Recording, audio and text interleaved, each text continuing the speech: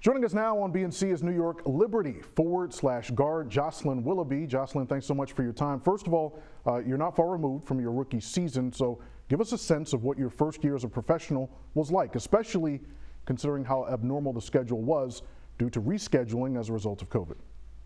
Yes, thank you for having me. As you said, I'm not far removed from my rookie season. It's crazy that it just seems like it blew by once we really got rolling. But it was a great experience to play with some of the best women's basketball players, professionals in the world. And that's what our league is known for. So to have that experience to build my foundation that I can hopefully continue to grow on was phenomenal. Obviously, it was tough in some cases, just playing such a compact and condensed schedule, having to literally be on day in and day out, whether it's preparing for practice or the game the next day. It definitely had its tough moments, but I wouldn't trade it. Hopefully we'll be back in more of a normal season next year, but this season was great. And then I think just from the social justice piece, that side of the experience, which is so unique to this year, it was so inspiring, so humbling, and just thankful that we played a season in honor of Breonna Taylor and the Say Her Name campaign. Yeah, speaking of which, the NBA had the bubble in Orlando. The WNBA did an incredible job in what you all affectionately referred to as the Wubble in Bradenton, Florida. What was it like, first as a player in that type of atmosphere, like you mentioned, but also considering that social climate in the country and what you all did to bring attention to what was happening, particularly with, as you mentioned, the late Breonna Taylor? Yeah, some days are better than others. I think you definitely had heavy moments. One thing that was, we were fortunate to have great partners to help us do the organizing and mobilizing in the WNBA in our bubble. And so working with the African American Policy Forum, for example, to get more education and awareness about the Say Her Name campaign and the different women who've lost their lives so that we could therein educate our fans and our followers. Having some of those conversations, it was heavy work. But at the same time, knowing what we were playing our season for Breonna Taylor and countless other women, it just became so much bigger than basketball. And so to have a league full of women committed to this work, to have administrators and ownership, supporting us, I think it was tough at moments, but then also we realized the blessing that came or comes with our platform and the work that we can do. So it was definitely worth it. Jocelyn, you played and earned your degree from the University of Virginia. You were early in your sophomore year, if I'm correct, when the infamous Unite the Right rally occurred in Charlottesville. What stays with you from those days, and how did it affect you most? Yeah, that was my second year. And so I think that was definitely an eye-opener for me. That was probably the biggest incident that really motivated me to get involved in the university community and the Charlottesville community. One of the things that stuck with me from that experience is that I went on to live on the lawn in my third year, which was where members of the rally marched across. That is student life residents. And so just to be in that space thereafter, I really took it on myself to, along with other students, to make that space home, to reclaim it, to let it be known that, I live here, I'm a Black woman. This university wasn't originally built for me, but I'm here now and I'm making space for other students of color, other female students, other student athletes to inhabit this space and to feel like they belong. And so that was definitely just a shift in my university career, and I think such a impactful moment for myself and so many of my other students of color.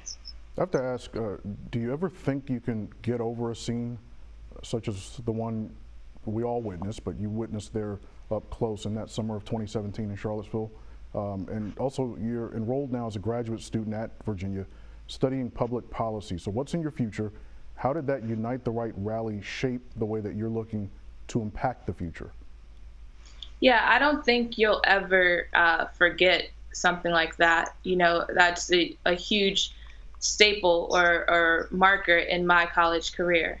I think it definitely shapes and influences the way my trajectory for the rest of my college career at the University of Virginia, for sure. But even as I look forward, we find ourselves in very tense times right now. It's a high racial climate, and so me being enrolled in the School of Public Policy, one of the things that I've been passionate about, in addition to leadership, is looking at policy, looking at ways in which we can increase opportunities for marginalized, low-income communities. And I think that's so important. And just in addition to educating and creating awareness so that we can have well thought out policies is really important to me. That's what I'm passionate about. And I'm not exactly sure what field I'll be working in when it relates to public policy because it's so broad.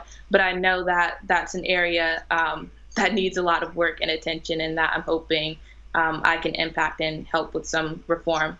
I certainly applaud your outlook. And I have to say, the leadership there at UVA and the athletic department, specifically your athletic director at UVA, Carla Williams.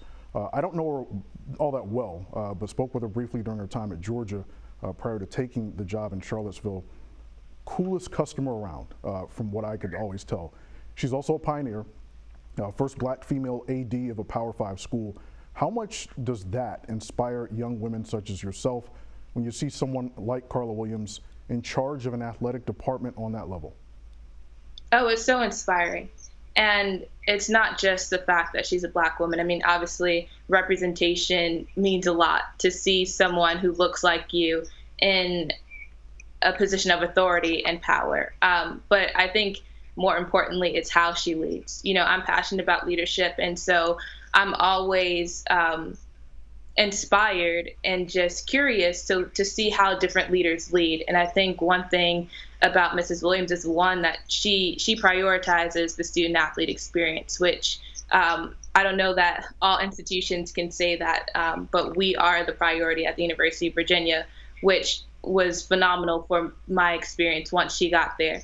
But then also she just leads with such class and grace. And, that's not to be able to have that interpersonal connection with her, to get to know her. She's just a phenomenal woman. And I'm just so thankful to have witnessed her leadership and benefited from it. And I think the university has just a tremendous future. The athletic department has a tremendous future ahead under her leadership. Jocelyn, very well stated, and I will give you the final word. What do you want people to know and take away from what they see from this dialogue we're having? Well, I think one of the biggest things is that, yes, I'm an athlete, I'm a professional women's basketball player, but I'm also a person and a human. So I very much cherish the work that's being done when it comes to social justice right now. I know that sometimes it's hard to have a positive outlook because there's so much happening, but I think the moments that we find ourselves in can definitely help shape our futures. And so I think for me, going back to Charlottesville, that was one huge thing when the Unite the Right rally happened. It shaped how I wanted to impact and influence the people I encountered in my college career, and it definitely continues to shape how I move as a professional and just continuing this work of social justice. Ratings in many sports were down and have been down this year, but ratings in the WNBA were up, so we were happy to see that. Jocelyn Willoughby of the WNBA's New York Liberty, one reason why she was the number 10 overall pick in the 2020 draft. Jocelyn, congratulations on a great rookie season. Best of luck in your future on the court and in grad school. Stay safe and come back and visit us again sometime in the near future here on BNC. Thank you so much. You stay safe as well.